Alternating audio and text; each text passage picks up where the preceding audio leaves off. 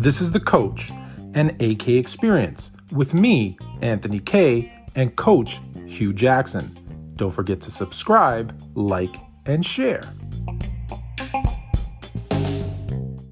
Welcome, everybody, to The Coach and AK experience. I'm Anthony K. He's the Coach Hugh Jackson. How you doing, Coach? I'm doing good. How you doing, Anthony? I'm doing good as always. I can never complain. Love enjoying our time together. And I'm going to do something different this week because last Okay. week you sparked an interest in me when we talked a little bit about the Lakers. Mm-hmm. And, I follow you on social media. I saw a little back and forth you had about another team that plays in LA, one that I know you and I aren't that fond of sharing a building with. So the Clippers took a bit of a beating, I guess is the best way to put it, at the hands at the hands of the Mavs. So I want to hear your take on it. I was reading a little bit about what you were posting, but let's Well, talk about the Clippers. just wanted people to understand. Everybody's talking about the Clippers, Mr. Ballmer, the new basketball arena that's being built. They're renting in our home right now at the Staples Center. They're the second team in Los Angeles. They're not the first team. They're not the Lakers. We have won our 17th banner that will go up. They don't have one, but yet it's always the Clippers are better than the Lakers. And so I had to put it out there that when you get beat like that by 51 points, that tells me something, Anthony, that they're not ready to be in prime time. I think they're a good little team, but they're not the Lakers. It definitely did not look good, and it was funny because obviously the previous night, I'm in Toronto, so we already have some, as a Laker fan in Toronto, I'm doubly angry. First they took Kawhi, then they took Ibaka, and then Ibaka took out Kawhi with that accidental elbow. But then the beating they took at the hands of the Mavs was just, It was brutal. and this is no knock. Listen, anyone in the NBA is a phenomenal athlete. The coaches are amazing. I didn't think Ty Lue was the right hire, to be honest with you. I also don't think the team had a good makeup in terms of the chemistry after what happened last year. I felt like they needed a shakeup. I And Lou because he's a Laker. yeah, And in Cleveland when they won the championship, and I want to see him do well. But I doggone sure don't want to see him do as well as the Lakers. no, exactly. Hey, exactly. And one of the things too was now they're building a stadium, so they're not going anywhere. But when Bob bought the team, I was the first one to scream, "Move him to Seattle." Seattle needs a basketball franchise. It just makes sense, right? It just. I think a Yeah, fresh start in Seattle would have been nice. a fresh start. Yeah, Yeah, no.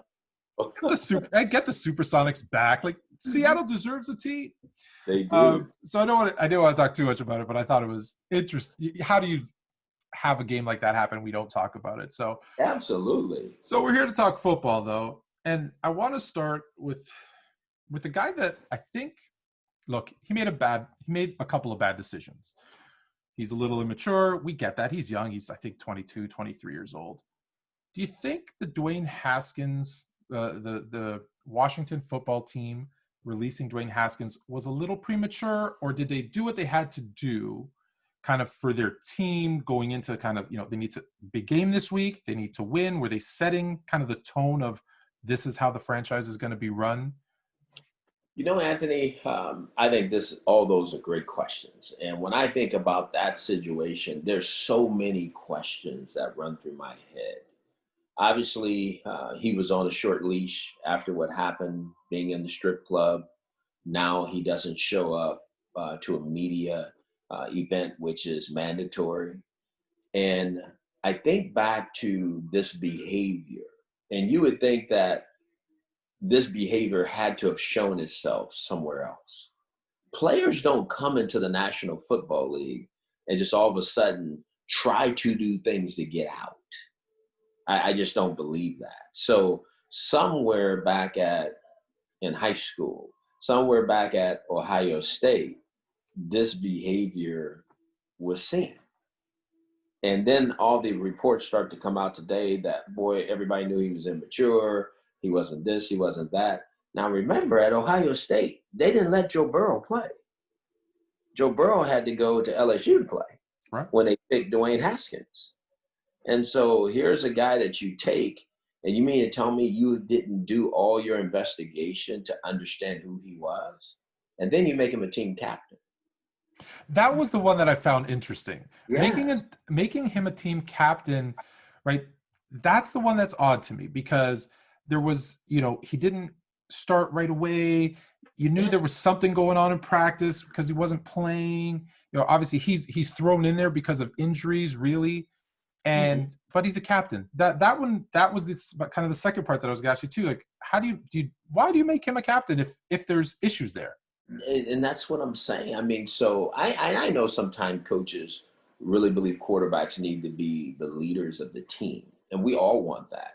But you have to earn that. You earn that by wins. You earn that by leadership qualities and characteristics.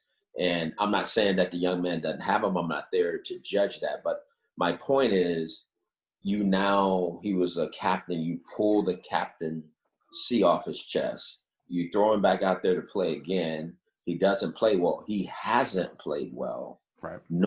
No one thought with him starting last week they were going to win that game.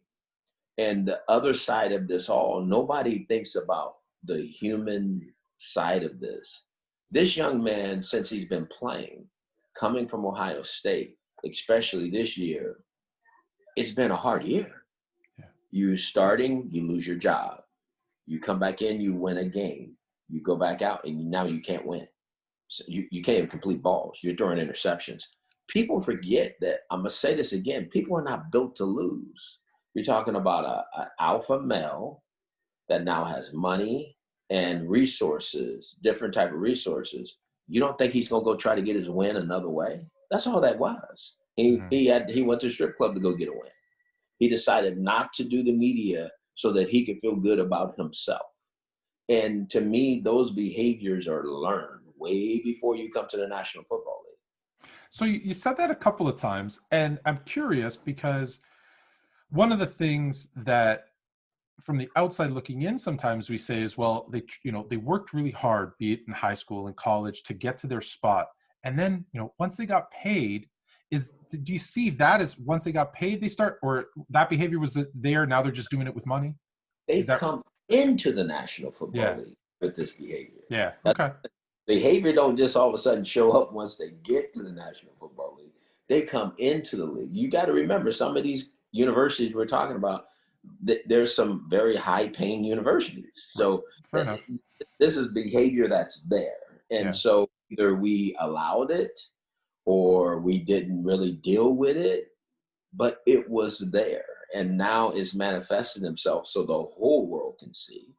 And he's not getting that same pass anymore. And I think that's what's happening. Yeah.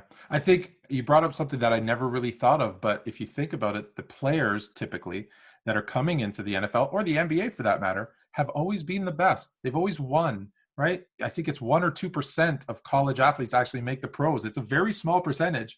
So they're typically in winning programs. There's exceptions, but typically, and it's hard. Mhm. It's tough to lose. So Yeah. I'm understanding what you're saying with the try to get a win somewhere else, whether it be going out and doing it that way or saying, hey, no to the media, I'm better than them. Something, Right. right, to boost you up a bit. Yeah. And that we've had so many issues with players. And I don't think people get it. Your value when you walk into the National Football League is high, especially your first round draft pick. You're a quarterback. You're seen as the savior of the organization. You're the face of the franchise. You've made a captain. Now, all those things are gone. Yeah. What do you think they're going to do? They're not going to just go home and sit there and look at the walls and do nothing. They're going to go find a way to release that pressure, those thoughts, that negative feeling. And that's what has led to some of the issues that players have had, not just black players, white players, all kind of players, because they're going to go find a way to get their own personal wins. And that's what people have to understand. Yeah. I'm not saying it's right, but that's what they do. Right. The last thing on the captaincy, do you ever see teams or coaches, maybe we give them we make them a captain and tell them, look, we know that he's being a little immature and maybe thinking giving him that added responsibility would help. would help? Like, do you do that sometimes? Yeah.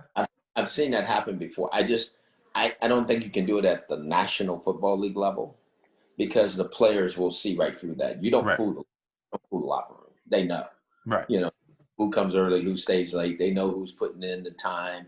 They know everything. So you can't do that up here. Now, college, you can get away with that. Yeah. It's a different environment. But especially in the National Football League, you cannot get away with it that way. And it's funny that you said come early, stay late, because one of the things you did hear after the fact was he came late, left early. Yes. But to the positive, he is still a talented young quarterback. Do you think he catches on, and obviously not this season because this season pretty much done, but next season, someone's going to take a chance on him, right? And see if they can develop him because he has that skill set? I hope so. He's young. He has some growing up to do, and I could hear that in his last interview. He wanted to be better. I think he knew he made some mistakes. Someone will give him a chance. I mean, you don't go as a first-round draft pick and don't have any talent. Right. Yeah. So who's going to take on that role of trying to get it out of him? It's going to be somebody who think they can do it. Now, he's got to want to do it more than they got to want to do it. And that's where it's got to start. He's got to change. He's got to reinvent himself in a lot of different areas and then go attack this thing like he never has before in order for it to work. I'll put you on the hot seat. Sure. You're the GM. What you know about him, are you the type that would say, I'm going to take a chance and help see if I can turn him around? Hugh Jackson at 45, 40, yes. Hugh Jackson at 55, no. Fair enough. It's a little tougher as you get older, I guess. So we're going to move from him to your old team, and one of your old teams, and I'm shaking my head. Are the Browns cursed? Right? No. Are they going to make the playoffs here? Because they're not making it easy on themselves. Now I get it. COVID. They had a lot of players out this last week. They did. But and we're going to get to this in a minute. You're probably going to have for sure a 10-win, but maybe an 11-win team in the AFC not make the playoffs. Yes, that's unbelievable. In a year of COVID, you would think 11 wins or 10 wins, 9 wins would get you into the playoffs. It's not going to be the case. The thing that people are, everybody's talking about the Browns, but a lot of people are not talking about the Ravens because here they come. They've just been laying in the cut over there on the side, just watching this all go. And now they're in a better position than the Browns. Mm-hmm. All they got to do is win and they're in because they beat the Browns twice. But the same thing with the Browns. And what I've learned today, the Browns are going to get a Pittsburgh Steelers team that's going to play Rudolph at quarterback. Right. Won't be Ben Roethlisberger. I'm sure that lessens the pressure, but it also will heighten the pressure on game day because it's saying to you, if I'm a Cleveland Brown player, coach, fan, they should win the game. What if they don't? What if they don't? And this is still football. At the end of the day, it's a football game. And games sometimes can go either way based on breaks, based on this, that. How do we know there's not going to be another 6 guys from the Browns come down with COVID in the next 2 or 3 days? You just don't know. So it's going to be interesting to see how it all plays out. But I don't think they're cursed. If they were, I don't think they would have as many wins as they had this year. But at the same time, I understand the feeling because you would think, man, you got a chance here to make the playoffs, 10 wins, and you still can't get in. Listen, I have some close friends that are Browns fans, and they've been long suffering, and it looked really good. And now, it's almost like you remember back with the Cubs, right? It's almost these lovable kind of, losers were just here. Oh, we're going to find a way not to do it. We're going to find a way not to make it in. And it's so tough because they've played so well. How do you not look back? Or can you? Like, obviously, the sentiment is, hey, we focus on this game, right? We focus on the Steelers. We focus on the Steelers. We focus on this week. But can you not look back and go, that game, we let that one slip away, or that one play cost us? Do you do that a lot? You do. Yeah. Boy, wouldn't be in a situation had we won that game or if we made that play. That comes to your mind. I mean, there's people that say it don't. It does. Now, it don't become the focus. Like you said, the focus is the team you're playing. You try to get locked in. You have to have the right plan, and then you have to make sure that your team is not looking someplace else. You don't want the team that's not used to playing in the playoffs. It's really interesting. I'll tell you a story. I was the head coach of the Raiders in 2011, and we were playing the San Diego Chargers, who we had beat on the Thursday night in San Diego at home.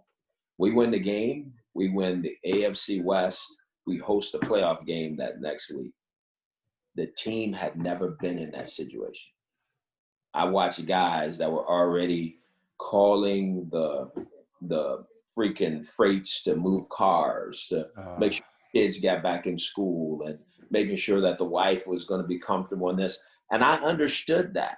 But at the same time, we're trying to do something that's special. We don't have time for that. But they had got accustomed to never being in that situation. We ended up losing that game. We never made San Diego punt. We scored 26 points on offense and still lost the game. Oh. So that was terrible. Yeah. And so I just hope that the Browns are not dealing with some of those issues, because it's a big moment. Are they going to capture the moment, or are they not going to capture the moment? So let's talk about that. We know that KC, Pittsburgh, Buffalo are in. Mm-hmm. You have 4 spots. You have Tennessee playing the Texans, Miami playing the Bills, who don't really have anything to play for, so they might be resting some guys. Baltimore's playing Cincinnati. Cincinnati, again, nothing to play for except pride, so they might, I think they show up. And then Cleveland, like you said, playing a Pittsburgh team with Rudolph, who, again, no pressure on him, so he can just go out and fling the ball, right? And then we don't talk about the Colts playing the Jags, who also have, nothing to play for. They've got, I think, the first overall pick locked up, and I would assume they're focusing on next season. But what do you see happening? So with those matchups and those, you got to, only 4 out of the 5 get in. This is one of the most interesting week 17, which is the 16-game season schedule. And I say that because the teams you just mentioned, you take Baltimore versus Cincinnati. When the season started, we say Baltimore wins this game easy. Well, Cincinnati now has won 2 games in a row. Yeah, they look pretty good. And at home, and they're playing with some intensity now. And you would think they would love to do what? Knock out the Baltimore Ravens. I love that it's divisional games on the last week. I do love that. And right, so that's what I was going to ask you. Like, do they the spoiler, does that comes into play for sure? Oh my, you are locked in. If they can spoil Baltimore from having a chance to get to the playoffs, it doesn't change the season, but it makes you feel good going into the offseason. It's no different than if I'm Pittsburgh. I really don't want Cleveland in.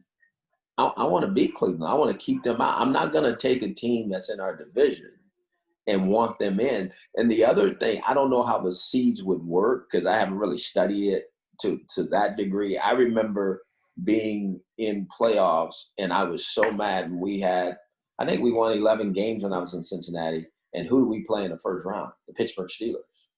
So is Pittsburgh and the Cleveland Browns going to play back-to-back games? Is there a possibility? I don't know. Is it Baltimore? I don't know. You're going to play another division team, and you will be playing them for the 3rd time. Normally, you don't want to do that. So there's a reason why I think Pittsburgh wants to knock Cleveland out if they can. It's the reason why we talked about why Cincinnati wants to do it. You look at the Colts, they're on the outside looking in. They have to win. They probably have the most winnable game of all the games. Yeah, I think the Colts should take care of business. I had them winning the division at the beginning of the season, so they're there. Tennessee looks good when you have Derrick Henry. Tannehill has surprised me. That offense as a whole has actually, I think, exceeded expectations. So whoever gets in between Tennessee and Indy, to your question, I think is the 4 seed. So then they're going to be playing someone, either Miami, Baltimore, Cleveland, one of those. So there's a possibility Cleveland plays Pittsburgh again. Yeah. And then Miami has to win against Buffalo. And like you said, is Buffalo going to rest players? Are they going to keep their rhythm going? I mean, they have a young quarterback. He's not as old as Ben. I understand the situation with Ben, but that's not the case in Buffalo. Now they've locked up the number 2 seed. There's no way Pittsburgh can unseat that from them. So what do you play for? Do you strategically take players out the game to give them a chance to heal up a little bit more as you get ready to go in? Because Buffalo's playing the game. This year, it's not 2 teams that are getting a bye. Only 1 team. Kansas Right. City. Everybody else is playing. So there's you got to really think through it. I think strategically coaches have to really be in tune this year to try to figure this out to give their team the best chance to keep moving forward.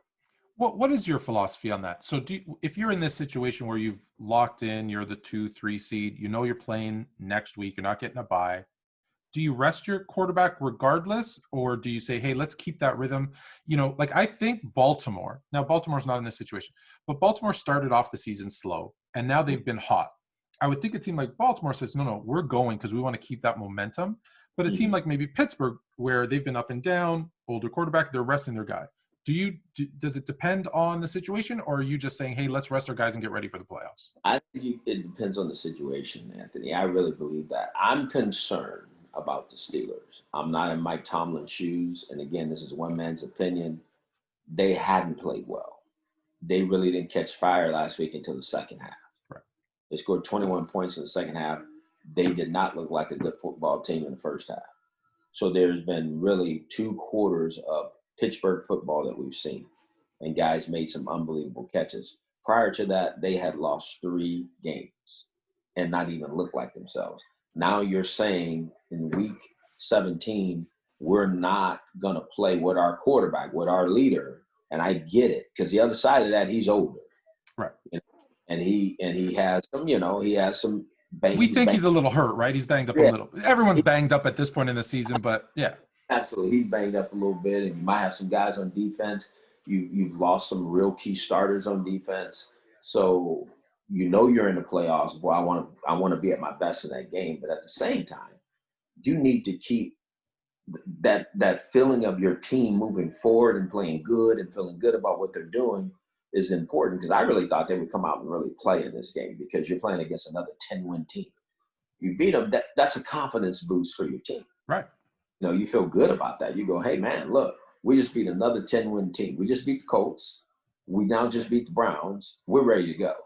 But what if you don't? So there's a game that's going to be played on both sides of this for Cleveland and for Pittsburgh, and I'm dying to see how this is going to unfold. Yeah. I don't know, maybe coaches do this. I that's what I'm asking. Do they do this because, hey, this is another 10-win team that's desperate to get into the playoffs? Let's rest our guys, because if we lose, we have that built-in, hey, you know what? That's okay. We lost, we had nothing to play for. Do they build and say, hey, look at how we played against the Colts. Let's use that as our motivation in the playoffs? Is there any of that goes in, like building in, I hate to say it, but building in an excuse? I think there could be some of that, Anthony, but I tell you what, I don't want to be that coach. No, I get it. No, I mean, I'm trying to win every game that we play. There's a mentality and there's a belief within your team. They know when they're playing good. The Pittsburgh Steelers know they wasn't playing good. Right. They know they won that game last week by playing extra hard, going the extra mile, and the Colts helped them a little bit. Or else that wouldn't have been the case. They would have been playing for the AFC North this upcoming week. So I would be concerned that my team can't turn it on and turn it off, because I haven't been able to turn it back on.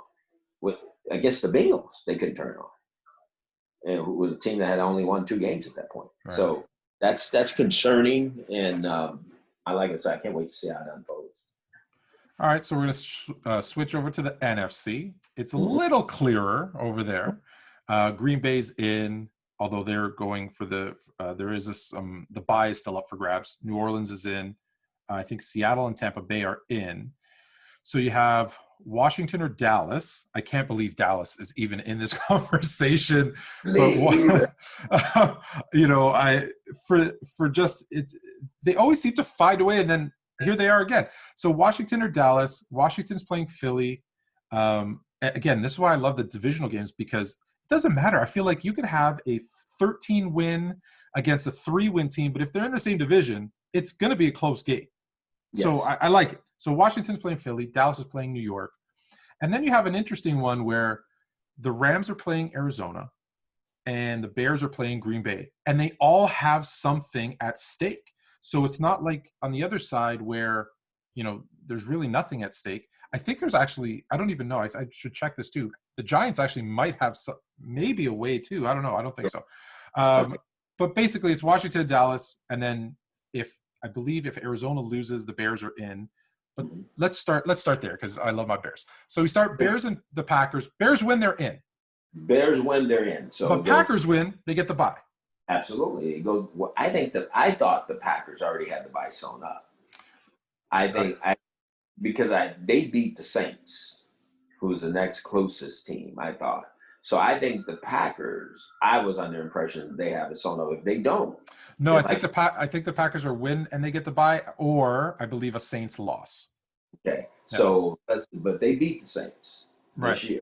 So think about it. If I'm the Pack, do I strategically, same thing I'm saying about, Kansas City, do I strategically not play certain players to get them, as Mike Tomlin used the term today, airmail them to the first round of the playoffs? Right.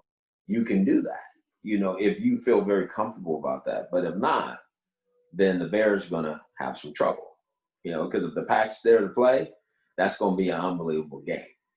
You look at the other games, you talking about the Washington, you talking about the Cardinals and the Rams. They may not have either one of their starting quarterbacks. Goff is out. Right. And That was surprising. I think he had surgery and he's still swollen. Looks like he yeah, may not play. yeah, he's not playing. And then you got Kyler Murray, who has a lower leg injury, and he may not be ready. So there's a potential that you might not have both quarterbacks playing in this game. And so, what is that going to look like? They're trying to get Blake Bortles off of somebody else's practice squad to come back and be the backup at the Rams. So that's what makes it so intriguing here at the end. What's going to happen? Here comes the Redskins. Okay, Dwayne Haskins didn't play well for 2 games. He's out. Here comes back Alex Smith, who hasn't played, who we know is a really good player for him, fine player for him, but can they muster up enough offense? Is he going to be rusty? To where they don't play as well on offense, and all of a sudden Dallas goes down to New York and beats them like a drum, and Dallas is in. Oh my gosh. It's just, how is this thing going to unfold? But not only is Dallas or Washington, for that matter, they're hosting a game. With 7 wins. Wasn't it? I think Seattle was 7-9 when they hosted New Orleans, and I think that was the earthquake game. And they upset the Saints. So anything can happen here. It really can. And meanwhile, in the AFC, you got an 11 win team that might not make it. Absolutely. So now you got to pick. So let's start with the AFC. Of the 5, or just give me the one. Who's out? I think it's the Colts. Colts. Mm-hmm. Okay, fair enough. They've got the toughest road. They need to win and some help there. In the NFC, the Cardinals are out. Well, I like that one. I'm happy with that pick.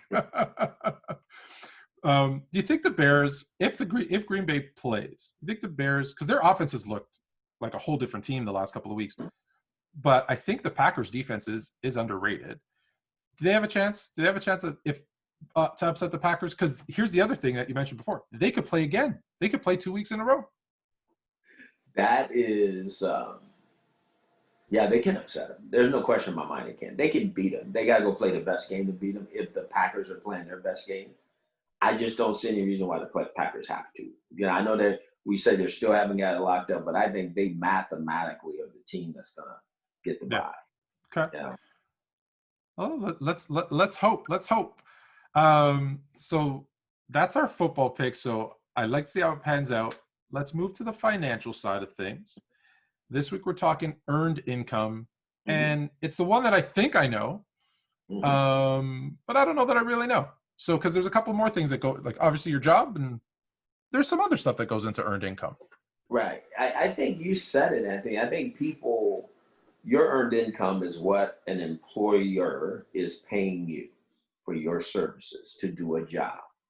But there's all kind of other ways of getting earned income from your particular boss. For instance, you might go to your boss and say, can I have a 5% increase if I increase business in an area? Maybe I have a skill of on the computer or something.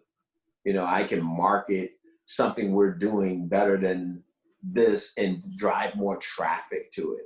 And so, you know, obviously your employer, that's what he's looking for, you know, and so you make a deal on the side that, boy, for 5% of my salary, I do this extra work, I earn this extra money.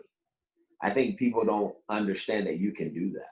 You can find other ways within your job to have more value than what just your earned income is. I think it goes hand in hand with there's two things there. Now, one's income, one's not, but I don't think people do that. I don't think they have those conversations because there's a fear there, you know, to go in and say, hey, I think I can do this. Can you, you know, give me 5%, like you said, if I do X, Y, Z.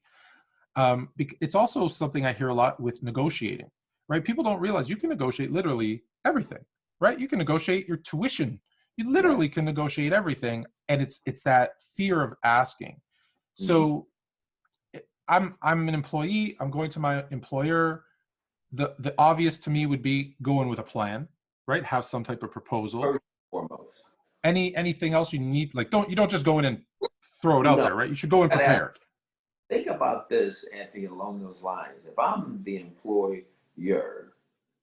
and everybody knows that you get a raise at some point in time. But if you're bringing me more value, I don't have a problem giving you that raise. If you're going to show me another way we can do things at a higher level and it works, I'm going to give you a bonus. I'm going to give you a raise. I'm going to give you everything else because that's now contributing to their overall. And that's why when you go in and you make it to where, hey, look at here, I'm not even asking for a raise. I'm asking you if I bring more value, if I increase this, doing extra work, not what I've been doing. I'm not going to stop doing what I've been doing, but doing extra work because I have a skill. Would you then consider giving me a bonus or giving me a something? I guarantee you more employers would work with their people who are earning earned income more than that they wouldn't. And that would take the fear out of it because you're not asking them to do something for nothing. Right. Interesting. Okay. It's just like because now my wheels are kind of spinning. Like I've been approached, right? Mm-hmm. In my previous life, it was I was doing I was a marketing consultant, and they came to me and said, hey, we're writing a book, like a curriculum, a training curriculum. Would you take X amount of time in the evenings on weekends to help us write this curriculum, and we're going to do this for you? So I've been approached to do it. I've never actually thought to go out and say, hey, let me put a proposal together and say, here's my idea. If I do this, this is what I'm looking for. Are you open to it? Because I think a lot of companies actually want to do more, but they look at head count. They look at the expense of bringing on more staff, because we don't realize too, unless you're a business owner, it's you can't just hire someone and say, okay, I'm going to pay them X. There's insurance, there's liability, there's so many other things that go in training, that go into having more staff, that you can't really just add more people. So yeah, we'd really like to do this. We'd really like to be more social. We'd really like to do more marketing. That's what most of them are doing now, but we can't. Well, but if someone came in and said, hey, I noticed that we don't do anything on Twitter, and I'm really good at, and here's my proposal. Here's how I can increase our engagement, get more views to our business. Here's what I'd like to do. Yeah. Why wouldn't they at least consider it? So absolutely, because you're driving more money and you're not asking for them to do anything that doesn't benefit them. Yeah. It's showing initiative and kind of that ownership too. I'm trying to build this. I'm not just here, punching a clock and doing A, B, and C. I'm really looking for the growth of the company, which who's not going to like that? I love it. All right. Last week we ended off, and you said something to me and it stuck with me all week. It did. And you said, we were talking about social issues, and you said you want to dive deeper into them. We've been having some good talks, about things. And so I didn't send you a topic this week. I said, let's just be open. So when you said let's dive, and you said another thing too, you said what does coming together mean? So those are the two things I want to talk about this week. One, diving deeper. So what does that mean? And then coming together, because I think that's an important one too. I So think diving deeper, what do you mean? I think diving deeper means let's ask the real. Let's take the transparency stuff off, and let's ask the real hard question. You know, do why don't you like me, and why don't you like the color of my skin? What is the fear in the color of my skin? Is it the culture? Is it that you believe everybody is the same in that culture? Is it that you've never grown up around minorities, never really engaged in minorities until you had to? I just think those questions are more um, challenging for people than just well, there's a problem and well, you know about this. Let's dive in. Let's really have some real transparent questions that really matter, so I can really get to know you. Why do you have this issue? And then you got to ask me, why do I have the issue I have? And I guarantee you that moves a conversation in a whole different direction. It's hard. It's a You just tough, it's hard. You just said it. It is hard because you're afraid if I say something wrong, the conversation's over. Right. But that's what we got to get to. We got to get to where the conversation isn't over. But we got to have those questions asked to bring right solutions. Because historically, right, that's what has happened is if you try to have that transparent conversation, feelings get in the way. And, Mm-hmm. and not that it's a bad thing, but it does. And I always, I don't know if this is my quote. I'm going to put it out there because I use it all the time. Mm-hmm. Emotion is the death of reason.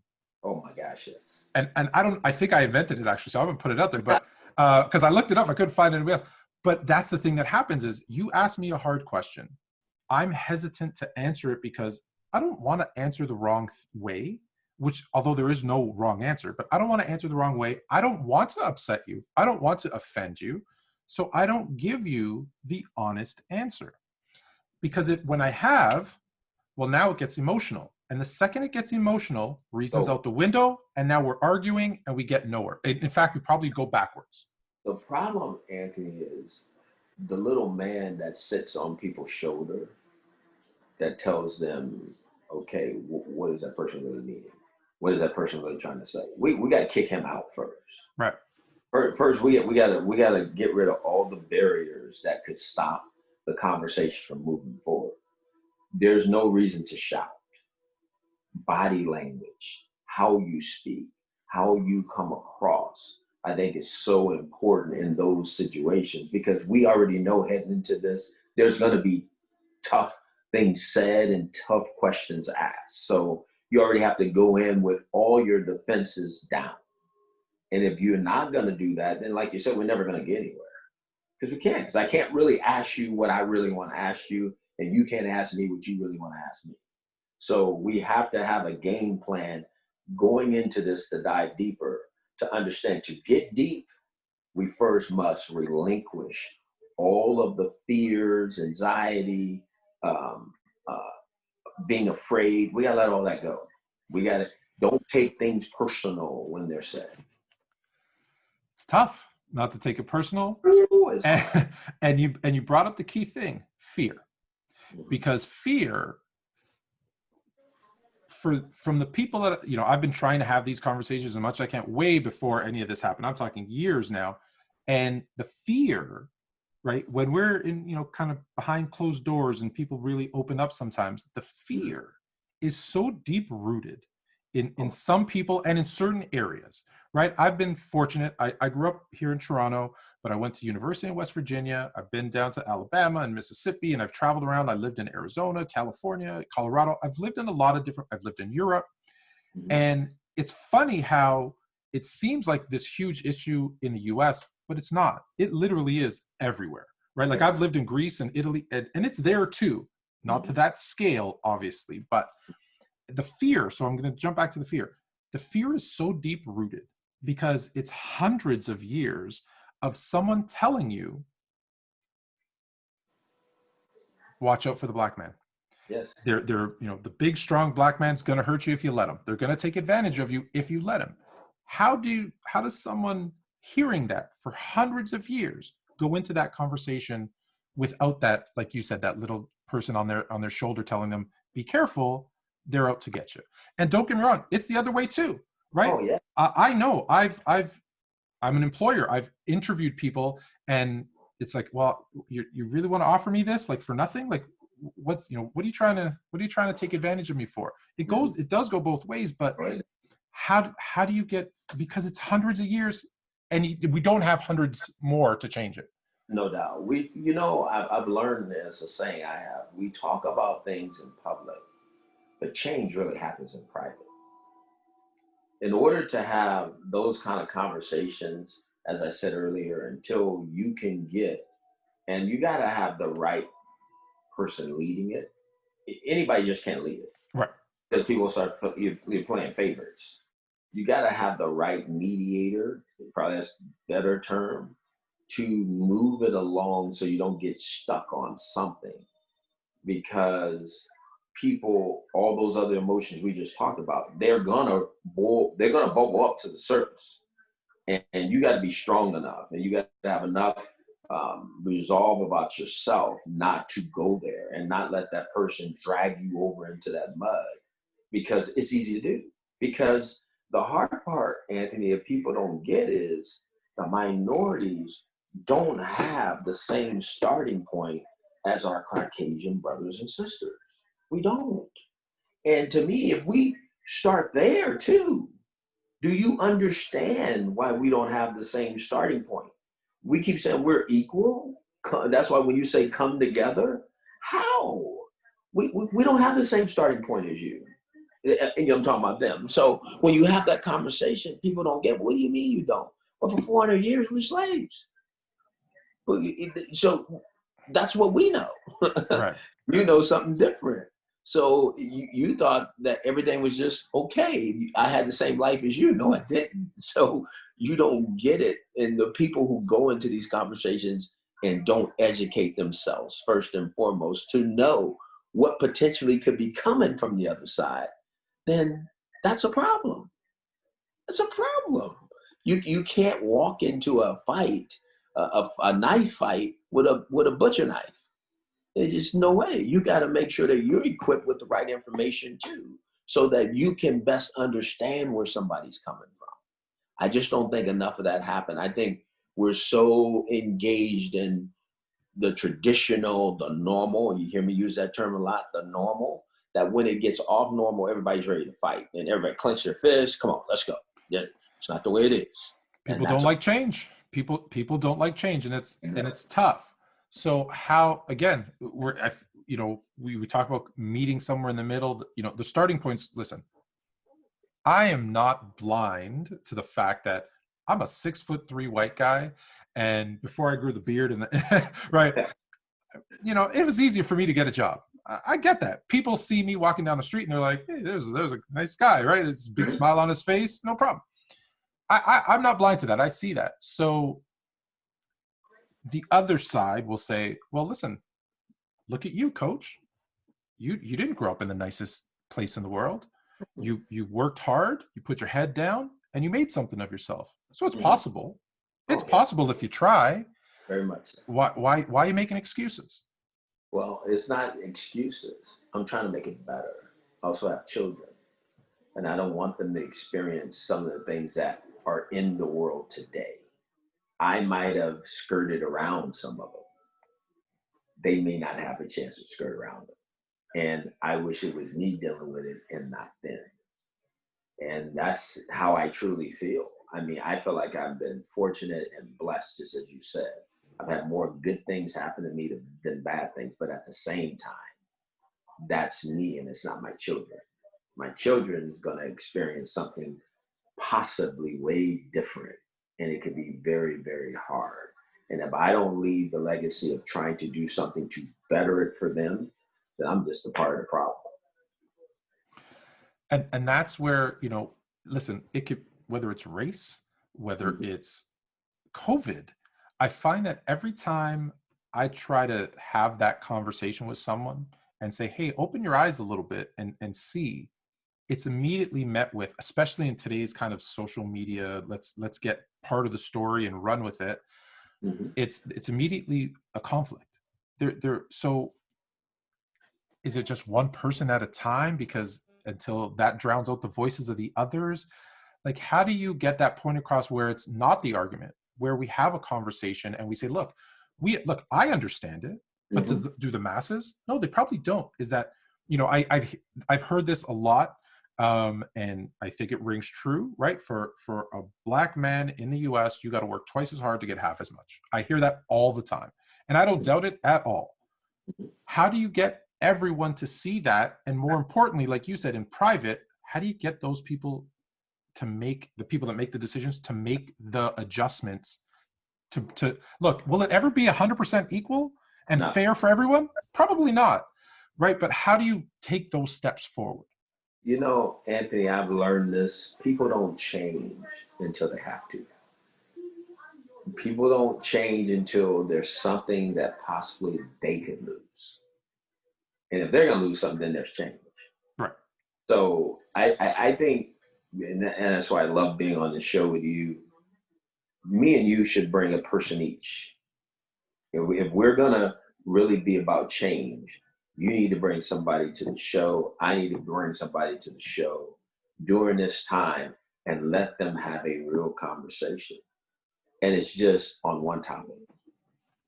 Why do you feel like you feel?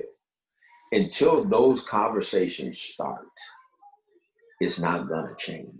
And if we can get one and two, maybe that leads to four, maybe that leads to eight, and then it blows up, and it might not be just me and you, it might be them furthering the conversation. But until people can feel like you said it, I can be on the other side of you and really say how I feel, and you not bristle up, fight me, go and become emotional, all those things, I then I can talk to you. But if you do that, I can't talk to you Right. because I feel like you don't hear me. So I think people have to see people have that kind of dialogue in order to change it. But there's not a lot of that going on. There's so much of the other that's still going on. I mean, we are a divided country, at the end of the day. I mean, we have the president over here, we have the new president elect over there. I mean, it's just, that's what it is. And so people have to wire back into love, respect, honor, being able to have conversations with each other and trust that the person is being transparent with you about what they feel. So I know on both sides, there's a lot of really kind of well-spoken people that I follow and watch. But then I also see the same people sometimes get into these kind of heated, they let the emotion take over. Mm-hmm. How do you go about your day knowing everything that's happening around you and keep that level, have a conversation and not get emotional? How do you know how do you do it? Probably because I feel like I've been blessed. I don't,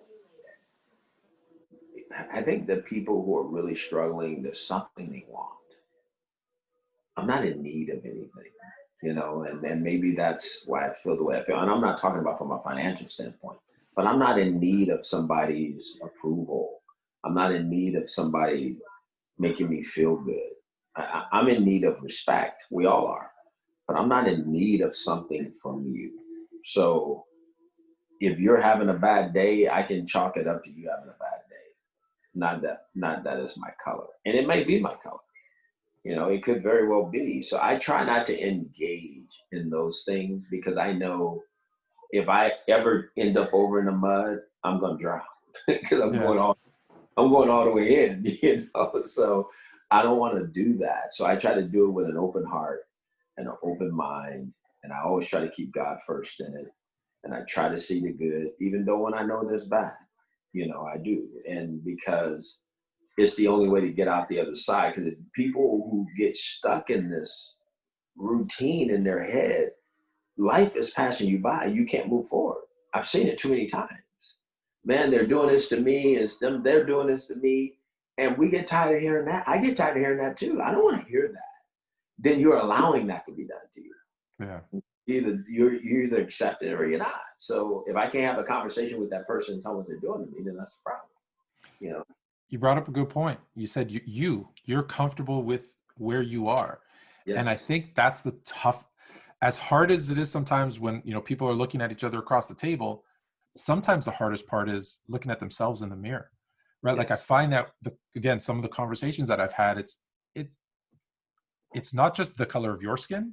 It's also, I'm not comfortable with who I am. And so I'm going to try to protect what I have, as fictitious as that is sometimes. I'm going to try to protect that with everything that I have. I hear your soon to be former, if he lets it happen, former president, make America great again. And I laugh because for the greatest country in the world, it also, when was it great? Right? I hear that too, because if you look back, yeah, the country was super rich. Yeah, but it was because it was built on the backs of slaves who, were forced to work for free. Mm-hmm. And then, women couldn't vote. And there's just, then there was a system put in place to keep certain people in certain classes. And, when was it really great? But we're at a precipice. I think now's the opportunity where you could actually make it great, but it involves everybody. And let's go ahead. No, Anthony, you're so on it. And I'll say this, and I know we're coming to a close, but the color is not black and white. The color is green. Yes, 100%. The color is green. And that's why I said until people don't change until they have to. What creates change is when all of a sudden things start to change in people's pocket. And then people all of a sudden start having conversations. I hate to say it. That's what it is. I had a psychologist on my show about a year ago. Mm-hmm. And she works with businesses where she goes in and kind of evaluates, typically it's racial issues within the company, and they make change. And she says they don't hire her company. She doesn't come in until there's something so drastic happens that they're forced to come in. She gave me a story about a company in Florida. I will not say the name of the company, where someone had left a noose on the boardroom table. And you're right. Oh, now we've hit that point. We have to change something. And she goes, that's when they call her in. And she goes, it shouldn't have to get to that point. No. And I agree, but you're right. It is green. And it's funny because you said something there that I'll touch on when you say it's not black and white, because look, there's some black and white to it. However, I was in Alabama. I'm Greek. I'm of Greek descent. And I'm telling you right now, I was with my basketball team, and I was told that the black players are going with the other black players to go out that night. The white players are going with the other white players. And so I went to go with my team, and they went, no, you can't go with those guys. So I went to go with the white guys, and they said, no, you can't go with those guys too. And I went, what? And then you have to go with the Mexicans. And I went, I don't understand.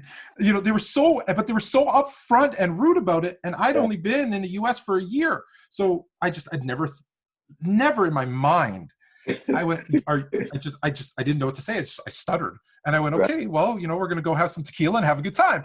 But I didn't think of the bigger picture, but I just went, wow, like, come on, guys. Like, shouldn't we all we're a team 99% of the time. Why can't we be a team 100% of the time?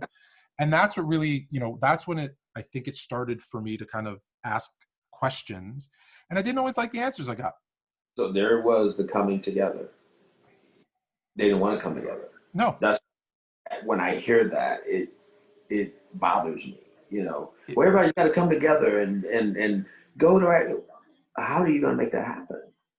What does that mean? We're going to come together. I'm supposed. So I got to take on what you feel, or you got to take on what I feel. Do you even know what I feel? Do I even know what you feel? People just throw things out without thinking. You can't come together until you have had a legitimate conversation and some type of solution that you both agree on. Well, and see, you asked me last week, you said, what does coming together mean? And I don't know if you caught it because it was right at the tail end. And I said, well, it's actually both people giving up something. Yes. because, and that's where I see the biggest divide is I'm here and I'm not giving up anything. And look, this is both, look, hard conversation we're having. It's on both sides.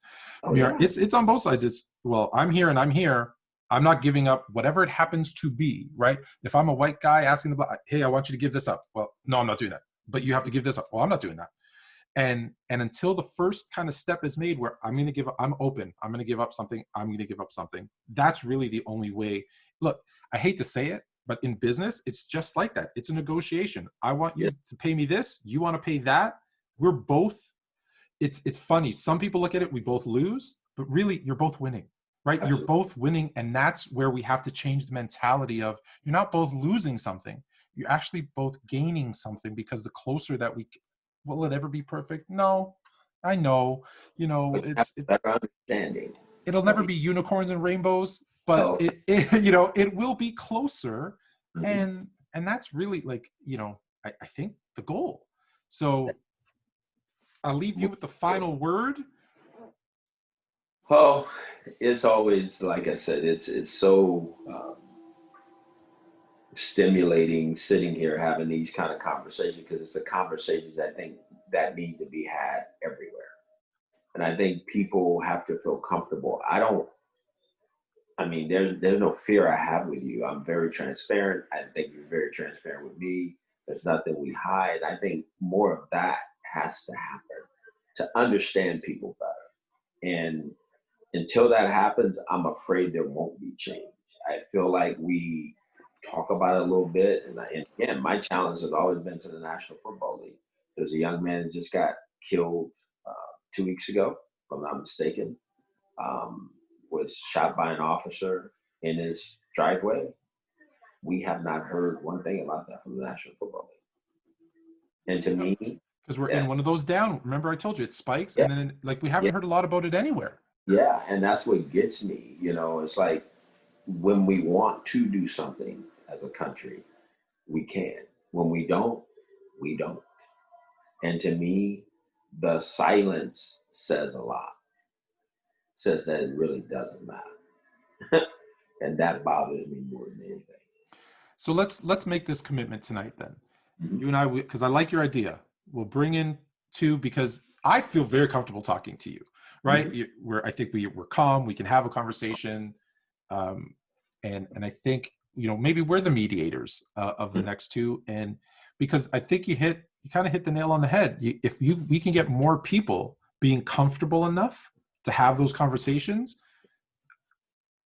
something starts to happen, right? And My then my challenge is, Anthony, is for a minority person and a Caucasian person to go find somebody to have that conversation. That's what I want to promote and feel comfortable. And it might be a friend, but you got to feel comfortable that I can be the best version of myself with that person. I don't have to change anything. I can let my fears down. I can just really be who I am. And I need you to accept me for who I am. And I don't have all the answers. And I might have something in me that might infuriate you, but please don't judge me for right. it right now. Because I didn't know that it would infuriate you. But this is who I am. When that starts to happen, if we can create that kind of movement, watch what it does. Because then people will start looking at each other differently. It's really amazing to me when I tell people my story, growing up at 52nd and Hoover, being around the Hoover Cribs, living on the top of a church the majority of my life. People go, no way. No, no, you didn't. Yes, I did. My dad wasn't a coach. My dad worked at Weber Aircraft. My dad finished the third grade. My mother finished the 11th grade. I made a decision about what I wanted to be in my life. And people go, that can't be the case. Yes, it can be. Because I've learned what I didn't want to be. And I tried to go make it happen. And that's what we all try to do to the best of our ability. Now, some of us get, pushed and moved on for different reasons. But at the same time, you got to have some type of desire, dedication, determination, and discipline in order to get to where you want to go. Yeah, just think about it, right? You said so many good things in that piece there. If you try hard and you want to make a difference, and on your side, and then someone, instead of pushing you down, just gives you a hand. Doesn't have to be much. Just No. just it's almost like it's almost like it's funny. It's almost like it's not even give you a hand. In some cases, just don't push me back. Just let me do it. Yes. Just that alone, it's almost like do nothing, and it's actually better than what you're doing, which is pushing someone down. Pull me down. Absolutely. Okay. All right. So thank you so much for your time. Sure. You too. As always, I appreciate it, and let's work on getting, let's start this movement, because it's important. And as much as we talk, and I love talking football with you, obviously, and finance, I hate to say it, this is the most important part of what we do, I think, and we should definitely do more of it. So again, thank you for your time. Thank you. We'll talk next week. You got it, buddy. This has been The Coach and AK Experience, part of the Sports Fluent Network.